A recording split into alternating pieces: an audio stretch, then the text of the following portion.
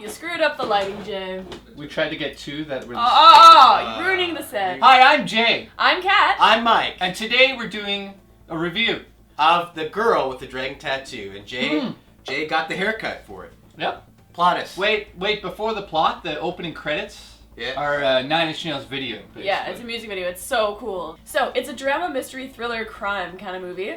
And it is a remake of a Swedish film, The Girl with the Dragon Tattoo. There's a girl who kicked the hornet's nest, a girl who played with fire. This is the first one they redid it. I have to say, going in, I was thinking, why are you redoing it? That movie was really good as is. I haven't seen the original, but it wasn't that long ago that they came out to the United States, right? Yeah. It was... It's called the Millennium Trilogy. And that's the name of the publisher that the story follows around for the 3 books. So it follows around this journalist, Miguel, and it's his search to find this woman who's been missing for 40 years, and he is aided by a girl named Elizabeth, which is the girl with the dragon tattoo, and she's all badass and stuff. Daniel Craig plays the journalist, and he does a great job. Daniel Craig is amazing. And he was a little more dainty than usual. I was expecting him to be a tough guy, but he was kind of like a girly boy. Elizabeth Mara is played by Rooney Mara. It's a girl from The Social Network. I had no idea watching the movie. I didn't think it was her, because her hair and makeup and everything is crazy. She did such a good job. Did you notice she got more attractive as the movie progressed? It always does. Another little tidbit about her is she loves coffee, but she also, all of her piercings are actually real. And David Fincher was so exact that before they actually put the nipple piercings in, he set up lighting and made sure that the light would sort of like make them twinkle. He's that insane. She got piercings just for this movie? Yep. And she's liked them so much, she's kept them all. Don't touch me, you're elbow sick, my you're dick. sick. Christopher Plummer plays Henrik. He's a great actor as well. I found this story very exciting. There were 2 scenes that were very uncomfortable for me. Well, of course. Well, for anyone, right? But I think this is a great film, great filmmaking. Fincher knows his shit. Everyone knows that. Cinematography was amazing. Oh, perfect. If I have any complaints about this, I think Fincher spent too much time with character development. You meet the girl with the dragon tattoo for the first hour of the movie, and then she finally meets Daniel Craig, and you're like, yes, the movie finally started. I almost feel like it can be compressed more, and then there's more character development at the end.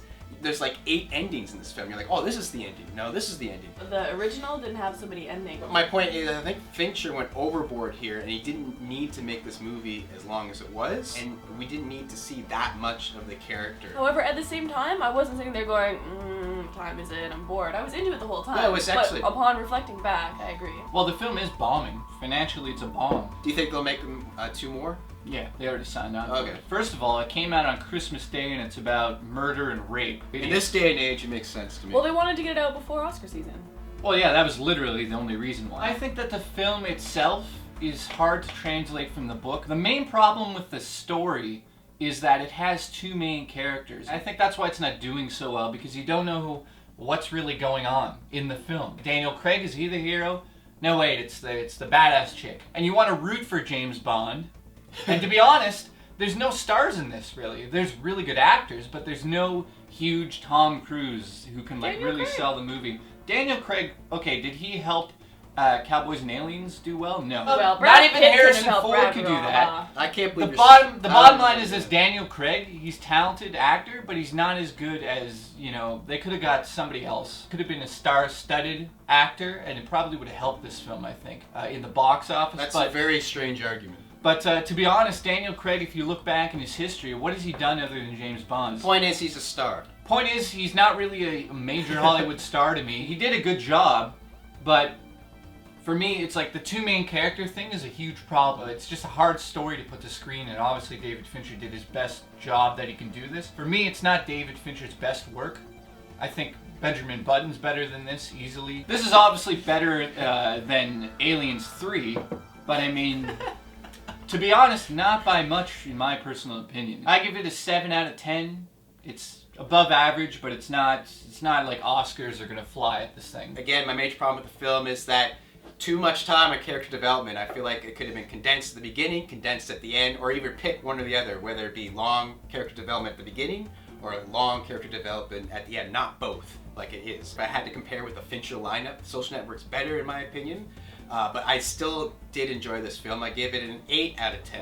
I did like it overall. It's just that there's some parts that's like, wow, this is I really don't need to see this. And Cat Chat, you got your own channel, link in the end bar. I also have one, and your nose is looking straighter than ever. What'd you give this? Oh, thank you. I give this movie an 8.5. I liked it better than you guys did. I thought the cinematography was amazing. I really liked the music. I thought the acting was awesome, and the storyline's fantastic. I was worried that because they were taking it from a movie that's already been done that I already liked, and just because it was subtitled, they redid it. I was thinking, lazy Americans not wanting to read subtitles. They did a great job. There wasn't a time where I was thinking, what time is it?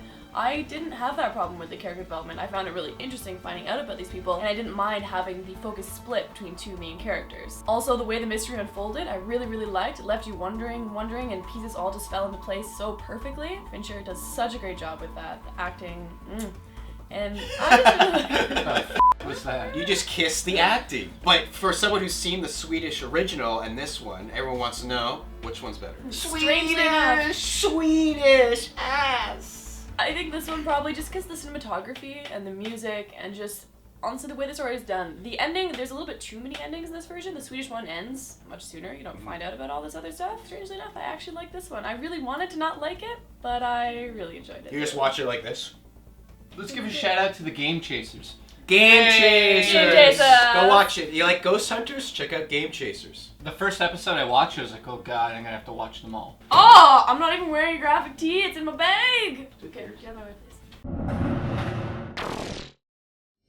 Yeah, that's cool. Oh my god, Kitty, I was lying on it with Little Big Planet. So the story follows Cat around, Wait. and she has sex with everyone. No, it's not how it happens. So. Oh!